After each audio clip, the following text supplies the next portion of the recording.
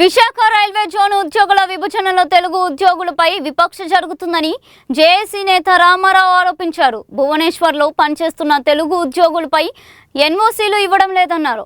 ట్రాన్స్ఫర్లు, సీనియారిటీ అంశంలో స్పష్టత లేక ఉద్యోగుల్లో ఆందోళన నెలకొందని తెలిపారు. విపక్ష కొనసాగితే ఉద్యమం తీవ్రతరం చేస్తామని హెచ్చరించారు.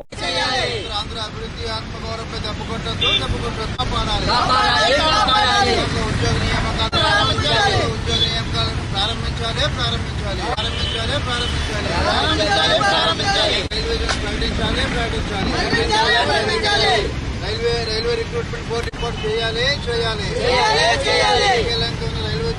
రైల్వే ప్రకటించాలి. ఉత్తరాంధ్ర హక్కులు కాపాడాలి. ఆసుపత్రి ఆధునీకరించాలి. రైల్వే విభాగాల పరిశ్రమ శాఖలో ఏర్పాటు చేయాలి.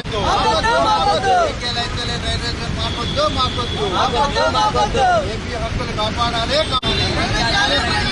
విశాఖ రైల్వే జోన్, విశాఖ అభివృద్ధి, ఆత్మగౌరవం కాపాడాలి. పట్టుకోండి.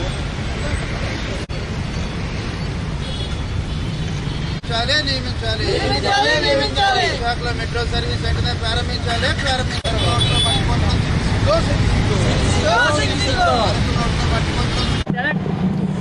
దశాబ్దాల కాలంగా విశాఖ రైల్వే జోన్ అన్నది చిరకాల డిమాండ్.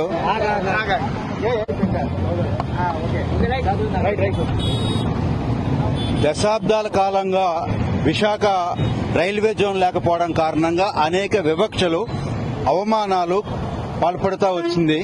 ఒడిశా అధికారులు మాకు అన్యాయం చేశారు, రైల్వే జోన్ కావాలని కోరితే కేకే లైన్ తీసివేసి మళ్లీ అదే వివక్షత కొనసాగుతా ఉంది. ఆనాడు రాష్ట్ర విభజన చేసినప్పుడు హైదరాబాద్ ను విడదీశారు, మళ్లీ రైల్వే జోన్ విభజనలో కేకే లైన్ లేకుండా చేశారు. బీహార్, బెంగాల్, ఒరిస్సా వాళ్ళకి లక్షల్లో జీతాలు వస్తాయని మేము విశాఖ రైల్వే జోన్ ఉద్యోగం చేయలేదు. South east coast railway board మార్చి విశాఖ రైల్వే జోన్ బోర్డు పెడతారని చెప్పి కేవలం బోర్డుల కోసం మేము రైల్వే జోన్ ఉద్యమం చేయలేదు. విశాఖ ఆత్మగౌరవం, విశాఖలో రిక్రూట్మెంట్ కావాలని చెప్పి మేము ఉద్యమం చేశాము. కొంతమంది బాధ్యత లేకుండా వ్యవహరిస్తా ఉన్నారు. పరిస్థితి చాలా సీరియస్ గా ఉంది. ఇక్కడున్న బీహార్, బెంగాల్ వాళ్ళని, ఒడిశా వాళ్ళని వెనక్కి పంపించట్లేదు. భువనేశ్వర్లో పనిచేస్తున్న వాళ్ళకేమో ఎన్ఓసీలు ఇవ్వట్లేదు.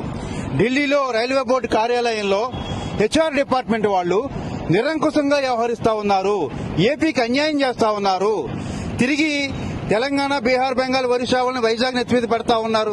ఉద్యోగుల పని విభజన గాని, సీనియారిటీ గాని, ట్రాన్స్ఫర్లు గాని, ప్రమోషన్లు గాని అన్నింటా అన్యాయం చేస్తా ఉన్నారు. కేకే లైన్ విషయంలో ఇంతవరకు స్పందన లేదు. ప్రకటన వచ్చి వారం రోజులు అయ్యింది. కనీసం ఇప్పటికీ కూడా కూటమి నాయకులు స్పందించట్లేదు. కనీసం చర్చలకు పిలవట్లేదు. అసలు ఎవరు ఈ గైడ్ లైన్స్ రెడీ చేస్తా ఉన్నారు? మేము అడిగింది విశాఖ రైల్వే జోను, వాళ్ళు దక్షిణ కోస్తా జోన్ అంటున్నారేంటి?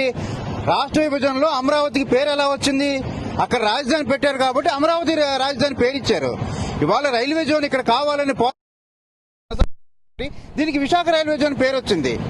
మీరు మరి దక్షిణ కోస్తా railway zone, east coast railway zone అన్నింటా కూడా అన్యాయం చేస్తా ఉన్నారు.